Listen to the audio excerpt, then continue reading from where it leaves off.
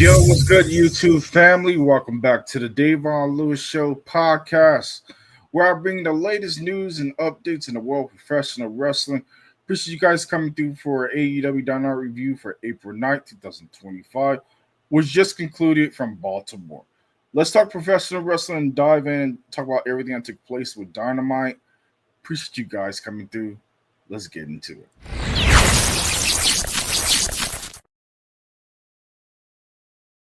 All right, ladies and gentlemen, we kick things off with the opening with John Moxley, who puts over the Death Riders and says what's happening right now is his life's work. He then proceeded to say that he would not be bought or sold out. He addresses Matthew and Nicholas Jackson and tells them they didn't know what kind of game they were playing right now, but they need to figure it out quickly. And then he carefully goes into different things and saying before they make any moves, Moxley calls himself the king of wrestling in the new guided age. Then Shibata came down to the ring for the opening contest against John Moxley. And of course, he came up short as John Moxley took care of business, was able to secure the victory over Shibata with the lovely dirty deeds to handle business. But where things got more intriguing was after the match, where Nicholas and Matthew Jackson came to the ring after the match. They had the face-to-face with Marina and Moxley waving her away before both of them left the ring as the fans proceeded to boo them as they made their way out the arena. The Young Bucks began to tell the fans to congratulate John Moxley. More importantly, to show love to the AEW founding fathers, the EVPs. And of course, the fans really was not feeling it whatsoever, and they went to their own chants of "shut the f up" and so much more that took place, including "f you" and a whole bunch of different things. The fans really were like a small crowd, but pretty much they still were a little bit vocal, but it was all right for what it was. Then, of course, the Bucks got into the few reasons why they did what they did to Swerve. The first is they did it for their good friend Hangman Adam Page. They talked about how Page never wanted Swerve to be the world champion and they loved him. And of course, the fans weren't having that whatsoever and they started to chant whose house? Swerve's house. The EVP said they did what they had to do as a peace offering to Moxley and they have no problem with him and the Death Riders. And they hope they have no problem with them whatsoever in the near future. While they're away, they realize they have things in common with them, and they want the guys to come back to step it up and just like them. They want to change the world just like them, and they are impressed because Moxley did what they couldn't do. He succeeded taking over AEW, even has the world title. They couldn't do that in the past, and they talked about how the Death Riders working with the Elite and John Moxley in the World Championship. And AEW founding fathers together under one banner will be the greatest thing for the business. But of course, they asked for them to come back out to discuss business with all the members of the Death Riders. But who comes out instead? Kenny Omega's song hits, and he comes down, and the fans started chanting Kenny. And of course, he says he was going to the hospital months back and they pushed him off the stretcher. He hasn't forgive his brothers went and he came back and he did it for the safety of the company, not for revenge. He says he used to have a friend in high school who had two dogs and they wouldn't stop barking.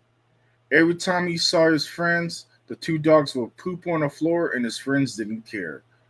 But as time went by, more poop kept collecting, and the stains left behind were becoming more evident. Kenny told them they should move back to his place, and that's how AEW was when he was not around. And of course, he ended up berating them and calling them shizitsus through the whole entire process of being shitty dogs. And he said the last time that they saw the EVPs, they were shredding documents, but spoiler, the EVPs love to brag about their money. They were tearing up receipts for their private jets, but it doesn't matter. He says it wasn't because of the Death Riders. They almost killed AEW. He tells them that being away did them well. Nick looks exactly like a 90 pounds when he left. Then he proceeded to go and talk about Nicholas as well. Nicholas and Matthew. Omega then tells him that he can go on, but thinking about cutting out the middleman for him to get in the ring and fight because he had actually lost track of what he was trying to say. So he had lost his line, so he went straight into wanting to get into a fight. But of course, Omega gets in the apron, but out comes Okada. He gets on the ring apron and Swerve music hits, and Swerve come down from behind with a steel chair, and the EVPs along with Okada leave, and the fans start chanting Swerve House as things continue to intensify, as this officially leads to something interesting. Omega and Swerve fist pumps, and Omega leaves the ring, and of course the camera pans directly to Swerve Strickland and says it's buck hunting season. And as he is talking, Pac jumps him from behind and says now things are really getting to unload after everything broke down. But of course, he was talking about different things, and he was talking about blood and guts as a teaser. So things are really going to be highly interesting between what will happen with EVPs as well as Swerve Strickland and Kenny Omega. But then we get into the match right away as Swerve Strickland defeated Pac, who appeared to have suffered an injury to his neck, which forced the match to end quickly with a Swerve stomp. And overall, enjoyed the presentation of the match, and it was nothing but good. Then we get to Renee Paquette. She is with Adam and Hangman Page. He tells her he doesn't know who he is facing, but he has something to do. He enters Swerve's locker room and asks Prince Nana where Swerve is at. And he says at Dynasty he was not trying to help Swerve. And next week, if Swerve thinks of getting in the ring, he will pick him up from where things left off. And Nana tells him that there's something he has been wanting to tell him for the last year. And he says he regrets, but Cage cuts him off and tells him that he's not to say another word. Adam Page storms off, and of course, we get back to the ring action as they get ready for the $400,000 eight-man tag team match, which didn't make sense whatsoever, but it involved Speedball Mike Bailey, Will Ospreay, Kevin Knight, and Mark Briscoe, who defeated Ricochet, the Beast Mortis, Action Andretti, and Leo Rush. But of course, Ospreay got the victory by hitting Mortis with the hidden blade to secure the victory. And overall, the match was a mid as what it was. They could have done a better job when it came to the whole overall presentation, but it was an all right eight-man tag team match. But a lot was missing for making us to be more invested in the actual match. Then we get to a recap covering FTR injuring Adam Copeland, and he is said to be on the shelf for an immediate amount of time. But of course, the cherry on top was somebody I never thought I would see is Tony Schiavone berating FTR about the whole entire outcome. And he had a whole lot to say, and he wasn't feeling FTR's situation of what they did to Adam Copeland whatsoever. Then out comes the Hurt Syndicate for an in-ring promo. Of course, the fans are chanting MVP, and of course, we hurt people. And they officially made an announcement that the Hurt Syndicate tells everyone that two more challengers got beaten down. MVP begins passing out bottles and glasses with a table set up in the ring and a toast to another successful championship defense. But of course, before they got the celebration, MJF comes down. He gets in the ring and he stands next to Sheldon and smiles. Lashley does not look amused, and MJF tells them they hurt people and how they are drifting gold. He says that he could not have come at a better time because Tony Khan wanted him to take a part in the Owen Hart tournament for him, which is sweet. But he works smarter, not harder, and now that he is rolling with the syndicate, he gets to take back what is rightfully his, the Triple B, the AEW World Championship. He says this is the perfect business relationship, and he scratches their backs, and they can do the same thing to help him. He asks MVP how the initiation works, and Lashley tells him to shut up. Everyone saw that MJF did, and MJF tried to help them, but he didn't get the job done.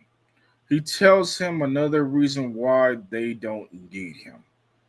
Getting to the point that he didn't knock out Big Bill, Bobby Lashley had to seal a deal and spear him and take him out. MJF then proceeded to tell Lashley not to point at him, and both men proceeded to argue. Sheldon and MVP get in the way and break it up. MVP tells MJF that they go way back. In order for MJF to join the syndicate, he has to get 3 thumbs up. MVP puts his thumbs up. Sheldon puts his sideways. Then he turns it down. Lashley hugs and leaves the ring, and MVP looks at MJF, shrugs, leaves the ring, and MJF is standing there in the ring angry as the Hurt head up the ramp, raising their championships, and proceeded to leave. Then we get to Megan Vane and Penelope Ford informing Renee Paquette that they will be competing on Collision this following Saturday. Then we get to the Owen Hart Foundation Women's Tournament as Chris Statlander defeated Thunder Rosa after a great battle. As Tony Storm was at commentary, Chris Statlander won with a clothesline, following with the Night Fever. The women's division was red hot when it came to this match, and this probably was one of the better matches of the night. But I enjoyed the presentation of Chris Statlander and Thunder Rosa throwing bombs and haymakers and pretty much put on a nice clinic for the women's division. The women's division is thriving and live and well, and they're doing such a phenomenal, great job when it comes to the women's division, and you truly couldn't ask for anything more. Then we get to the Don Callis family, who is with Kyle Fletcher and Konosuke Takeshita. He informs everyone that because of his injuries, the family is looking for new members. Adam Cole revealed, of course, then we get to Adam Cole and Roderick Strong. Kyle O'Reilly, as well, who was there, which is now being known as the new group, the Paragon. So I guess we take it the other 2 members of the Undisputed Kingdom have been removed, which is the Kingdom of, if you guys are familiar, Matt Taven as well as Mike Bennett. They're no longer a part of the group. So they've been kicked to the curb. I know there's been a whole lot of rumbling and situation that have been going on with them on a political end of everything, including injuries, including the situation since CM Punk left, and a whole lot more. So right now they're in the doghouse and they're not being used for creative. Kind of sucks that the Kingdom is not being used, but we got to stay tuned to see what happens, or they may just be released and end up going somewhere else. But they talked about how things are officially the new era in AEW, and things will be undisputed. Then we get to TV time with Chris Jericho. Of course, Jericho music hits. He comes down to the ring and he introduces himself and he says that he is no longer the Ring of Honor World Champion. He talks about how he lost his match, his tooth, the title on Sunday, but he also gives credit to Bandito after the months of conflict with one of the greatest pro wrestlers of all time. Him and Bandito became victorious and he won a title and saved his mask with the help of his family. But he gets it. Jericho says that he has a family too, and he introduces Big Bill and Brian Keefe, who comes out with a nice new Titantron, leading to maybe a breakup of the Learning Tree. They both came out, and Jericho tells them that he was hoping that they would have win the tag team championship at Dynasty, but he is speaking, and Big Bill cuts him off. He tells Jericho that he knows what he is going to say. He is angry, and he has every right to be. He is angry too, but he's been real angry lately. Big Bill tells Keith that Chris Jericho needs to hear this. He tells Chris that he is one of the greatest of all time and one of the most decorated ever that have been in a square circle. Since joining the Learning Tree because he wanted to learn from him, but he did not sign for Jericho's punching bag when things go wrong or negative. Big Bill tells Jericho that he and Keith are out of touch when it comes to the situation, and they hope that Jericho can teach them something. To go ahead and teach. But if they are there for Jericho's to humiliate them and to let them know right now, he could leave. He knows Brian feels the same way. Jericho walks with the Brian Keith and asks him, does he feel the same way? Because this is not why he brought them out. And that if that's what they think, they have a lot more to learn. Jericho proceeds to says he cares about them and he handpicked them both to stand by him, to teach them, to help them. More importantly, he needs them in the biggest way when it comes to AEW. And he doesn't want to set the tone, but he sees a whole lot of potential in future world champions for both of them. Their wins are his wins, their failures are his failures. And he says he lost the Ring of World title and Big Bill wasn't there. Some might say Big Bill's fault and that he lost the title. But he says that's not the case. He doesn't believe that at all, and he's not angry. He's just disappointed. Jericho brings up the bat and he swings at the television multiple times and breaks it.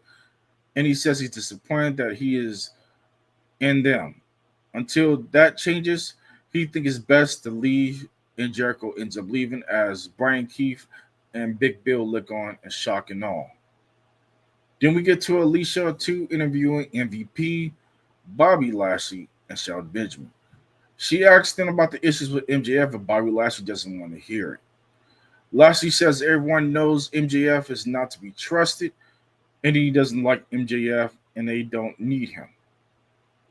Sheldon says they don't need anyone but a little George Catasso, which is funny. They both walk away, and MJF comes in to ask MVP if he looks like a female dog. MVP asks him what is his point. MJF says he's keep being treated like a little bee. Of course, MVP tells him that that's not the problem. They know who he is, they know his business, and they find him as a consumer and find out what they want, and you will give it to them. But of course, both segments were really good when it came to not only the backstage interaction when it came to MVP and all of them earlier, including when they were in the ring, but it was solid, including Jericho too. Jericho's segment was on par, and I liked both of them. Both of the segments were solid. It was just a lot of talking tonight when it came to AEW. But of course, it panned to the back from the break, and Jericho's leaving and still frustrated and proceeded to leave the arena. Then we get to the main event. The Ops, Samoa Joe and Hook, are in tag team action, defeating the likes of the Death Riders of Claudio Castelloni and Wheeler Yuta. But of course, all three members of the Mox choked out the Death Riders with Wheeler Yuta tapping to Hook. Shafir hits Joe, and of course, things broke down as Hook hit Hook with a steel chair after the match. Claudio lands the neutralizer onto Hook onto the chair. Joe gets in the ring, and then the Death Riders leave the ring as Samoa Joe gets on the microphone after the match and calls the Death Riders cowardly son of a beast. Samoa Joe challenged them to the Trios Tag Team Championship, and then, of course, things pan off the air as Dynamite go off the air after the whole situation broke down. But more than everything, this week's edition for AEW Dynamite was solid when it came to what it was. It still felt like a big letdown as we in the fallout when it came to Dynasty. The matches felt a little bit flat. The energy from the crowd wasn't in attendance. With everything that currently is happening after Dynasty, the momentum is really just mid. The Young Bucks explaining what happened just didn't matter too much. Nobody was really caring. Even with Kenny Omega forgetting his lines in the actual segment. The 8-man tag team wasn't even interesting as well. The match could have seen a prop check or at least the money being shown in a briefcase for them people to actually care. Something that would have had happened if the fans would have been interested. MJF working with the Hurt Business isn't needed, but he is better off in his own faction or hiring the Hurt Business to do his dealings to regain back the Triple B. The main event was solid with the Ops getting the victory, as that was a must-win. As they're officially now the new challengers for the Trios Championship. The question still remains on Pac's injury. Hopefully nothing serious has happened with the continuation of the storyline leading to Blood and Guts as well. But Blood and Guts should be its own standalone pay-per-view. Let me know what you guys feel about the overall presentation of this fallout from Dynamite, including everything that took place. Make sure you smash the like button, subscribe, turn on notification bell so you don't miss any updates when it comes to this actual channel. I'm your host, DaVon. You have been watching the DaVon Lewis Show podcast. Stay tuned for more wrestling news until the next episode. I will catch you guys later. You guys be safe.